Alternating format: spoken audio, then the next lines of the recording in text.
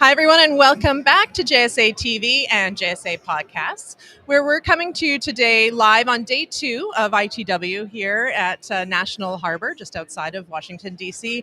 And I am Barb Mitchell from JSA, very honored to be joined by Chris Downie, who's the CEO of Flexential.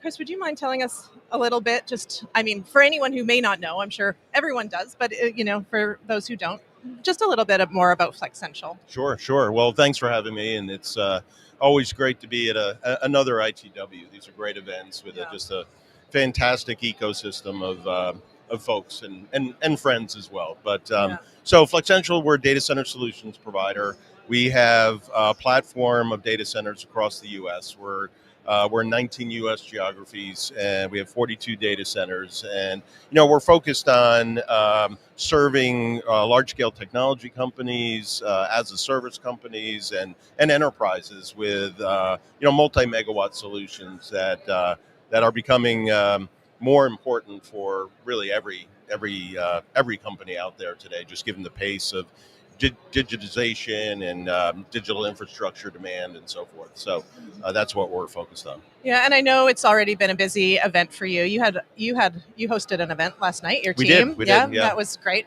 I think.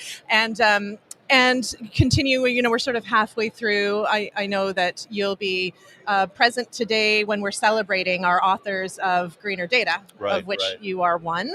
Congratulations on being a best-selling author. We've had people coming up asking for signatures from our authors, so you're industry famous. So okay, sounds good. And I know that you talked a little bit about bringing the industry together here at this event and this ecosystem, talking about things that are really driving the industry forward. Yeah. What are some of the big topics that are coming up for you? Well, the industry is evolving faster than it ever has before. I'm in my 18th year in the industry and 8th at Flexential, and the demand that we're seeing for our product has never been greater, and I think the demand supply dynamic has inverted such that there's so much demand that supply is struggling to keep up with that demand, which is just really providing a few dynamics, which is actually accelerating our success as well as many others that are here at ITW. In that there's so much demand that our environments are pre-selling much earlier than they had in the past. The pricing is going up, given some of the cost dynamics, but also given the demand dynamic. And ultimately, it's a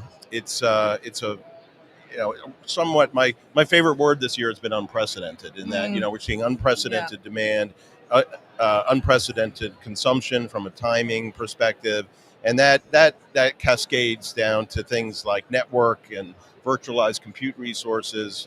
It's all about elasticity for our customers, and that's really what we're focused on. Yeah, and so what you're saying is what we're hearing as well. I mean, I think it's a consistent pressure on the industry, and things like AI continues to be a topic that people are talking about. And so when you think about the growing demand that some of those new technologies are driving, how are you responding to that? Yeah, well, we're fortunate that our facilities were designed to handle high performance compute, and we're building in a lot of markets that I'd say weren't traditional destination markets for large scale data center consumption. So when you think of like Hillsboro, Oregon, or Atlanta, or we just announced an expansion in Denver, those are all becoming very acceptable destinations for large-scale consumption. And a lot of that large-scale consumption is coming from AI.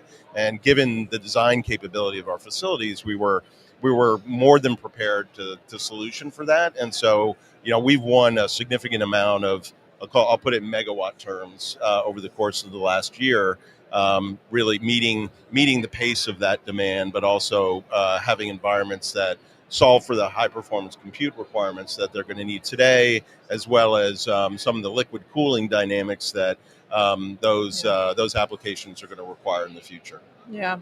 So I sort of feel this ITW, given the dates of this particular event, feels sort of like our midpoint for the year. Right. When you think to the year ahead, the remaining half of 2024 and years to come, do you think your focus will evolve, change? You're doubling down? I think really doubling down.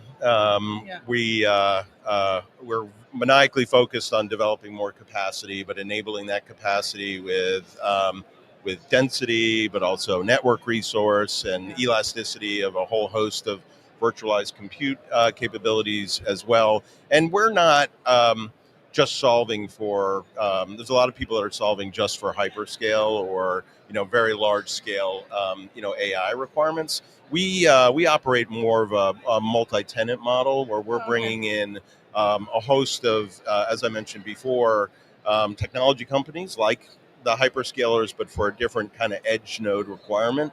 Yeah. But also there's a significant amount of as-a-service companies that are all the applications on our phone that don't consume in that hyperscale format. And they've been, I'll put them in the traditional demand category, and we've been solving for that for 20 years, and that's not going to stop. And so we're focused on providing flexible environments. It's in our name, but flexible environments for a diverse set of demand requirements. Okay, great. Well, thank you so much. It always feels like these conversations are so brief, and I appreciate the time you've taken today to chat with us. Is there anything else you want to leave us with as you carry on? No, you mentioned greener data, and it was a privilege to participate in that, and really psyched about the event that you're going to have tonight. And just in a few short hours. Yeah, I think in about 3 hours, 4:15, we'll be just across the way, and look forward to seeing you there. Yeah, no, it'll be great. Yep. Thanks for having me. Yeah, thank you. And thank you to our viewers for tuning into JSA TV and JSA podcasts.